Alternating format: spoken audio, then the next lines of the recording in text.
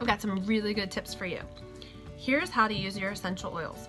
Or better yet, I guess let's list on how not to use them. Don't use them with kids. Don't use them around cats. And don't use them around dogs. Don't drink your essential oils, and make sure that you're only using them at the exact proper ratios at all times. And never put them on your skin without diluting them first. Just kidding. Essential oils aren't meant to be stressful, they're meant to relieve stress. And if we're going to approach it with all this concept of what we should and shouldn't do, we're really defeating the purpose.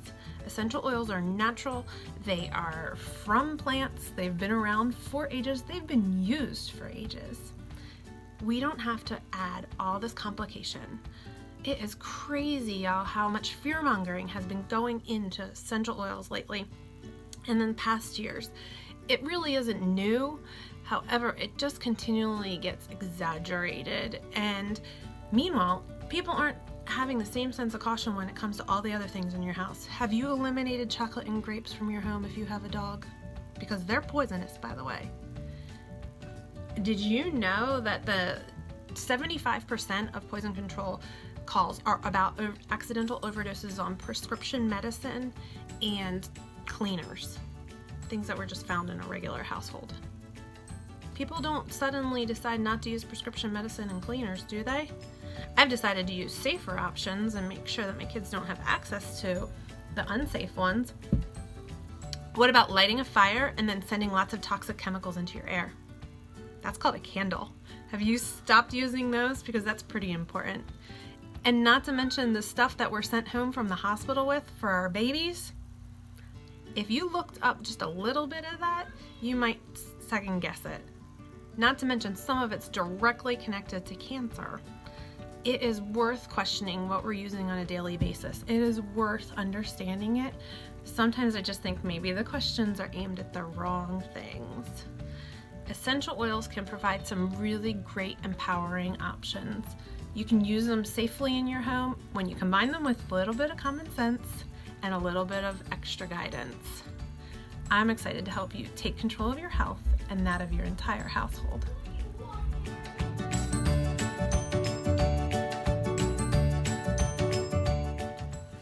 All right, when it comes to using essential oils, there are 5 ways to make sure you're being safe about it.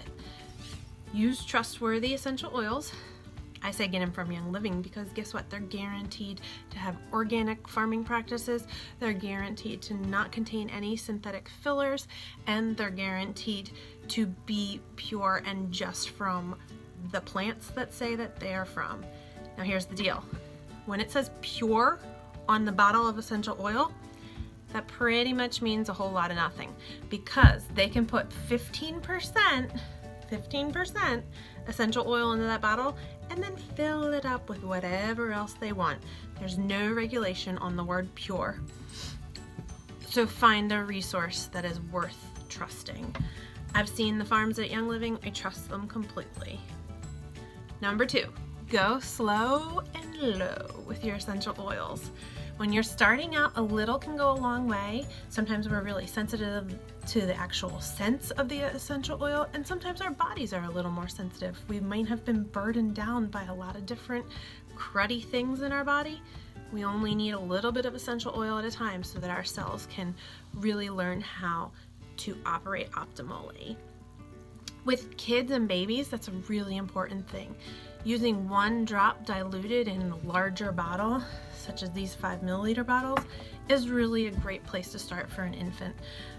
There's not an exact number though, because some essential oils like lavender, frankincense are really mild, and other essential oils like peppermint are a lot stronger. So 1 drop of peppermint isn't the same as 1 drop of lavender. It takes a little bit of getting used to it, but you can do it with a slow and a low beginning.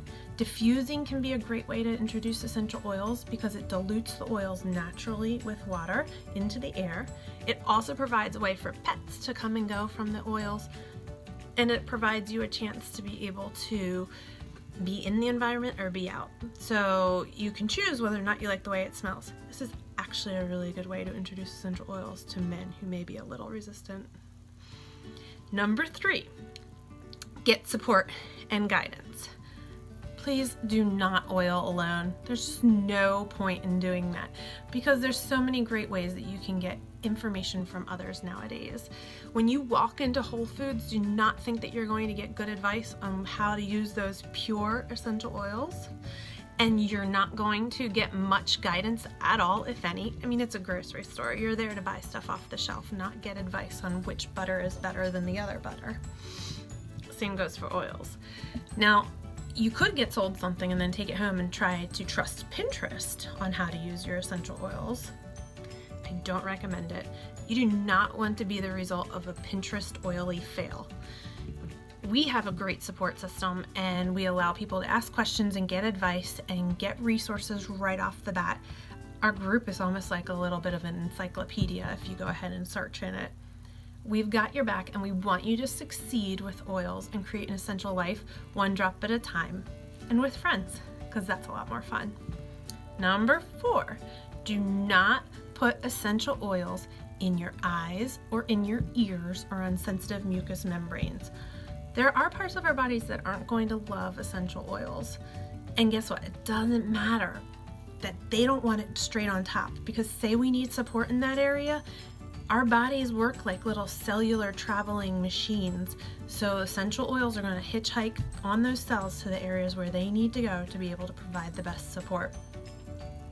It's not going to matter if you can't put them right on your eyes or in your ears, because you're still going to get a lot of great opportunities to support those parts of your body with essential oils. And you have lots of choices. You can use them aromatically, topically, and internally, because Young Living has the highest quality of essential oils and they make sure to give recommendations for all different forms of use. Number 5, use your oils to stay well. We want to be healthy. Don't think like modern Western medicine. Stop thinking about being sick. Disease and illness are so focused on in our world, but really what we need is to focus on being healthy. Even when we take medicine for one problem, then we need to go through and read the list of all the other problems that it can cause. That's not the case with essential oils. They are going to operate in the body balancing on a fulcrum. They're not going to try and tip it one way or the other. So when you're using essential oils proactively, you're giving your body, your mind, and your emotions an upper hand on staying healthy. The FDA doesn't regulate essential oils, and that's okay because Young Living regulates their own, so we've got that covered. But they're not going to view them as a treatment for anything. And again, that's okay, because isn't it a lot more fun to stay healthy? We want you to be able to. So the most important thing in creating greater wellness is using your essential oils.